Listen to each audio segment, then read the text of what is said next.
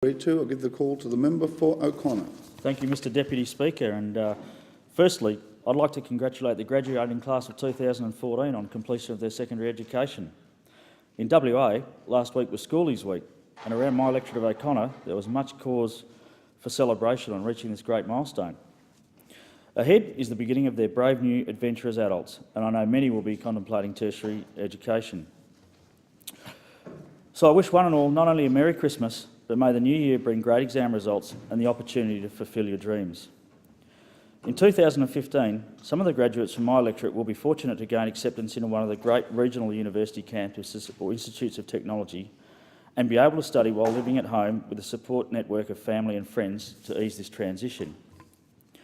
Others will be moving hundreds of kilometres away from home, setting up a new life to study in the city. Some will live in fully catered halls of residence on or close to campus.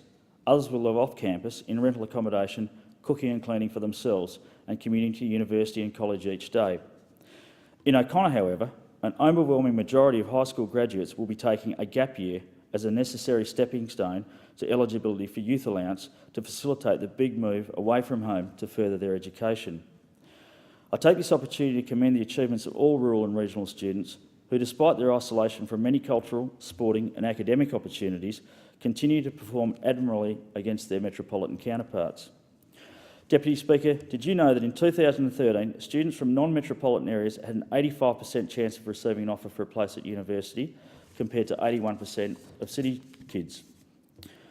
Yet in that same year, less than 62% of these country students would accept their offer, compared to over 73% of their urban counterparts. Of those accepted, over 16% of country students deferred their enrolment, more than double the deferral rate of city students.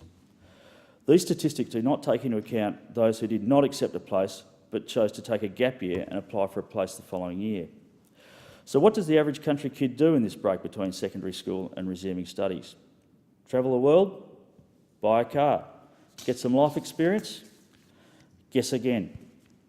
Nearly 80% of remote dwelling students cited saving to go to uni as their rationale versus 40% of metropolitan school leavers. And achieving independent status for Centrelink payments was over 3 times more likely to be a country kid response than when an urban school leaver was asked the same question. Astoundingly, many country kids who do defer resume their studies despite the obvious attraction of a disposable income and a peer group of employed friends.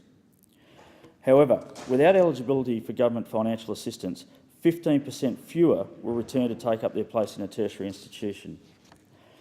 This same study deemed that Youth Allowance eligibility did not influence metropolitan students at all in their decisions to resume studies. Tragically, many country students take a gap year and work full-time to earn the requisite $22,237 threshold to be considered independent for Youth Allowance purposes, only to find their parents' income is still taken into account and they miss out.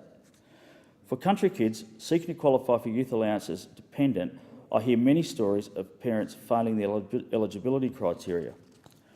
A joint parental income of less than $48,837 will qualify for full Youth Allowance, with benefits cutting out entirely at $103,619 for one child studying away from home. Many parents have a farm or a business asset worth over the threshold, although many dispute they could sell up and realise its worth. And a caravan on the coast or a small flat bought for the kids to live in to study will blow out the family asset test eligibility criteria. These are real stories from real families in my electorate.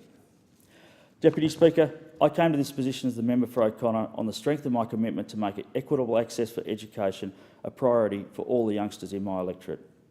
In this, my first year, I've been working to bring this to the attention of both the Minister for Education, Christopher Pyne, and the Minister for Social Services, Kevin Andrews.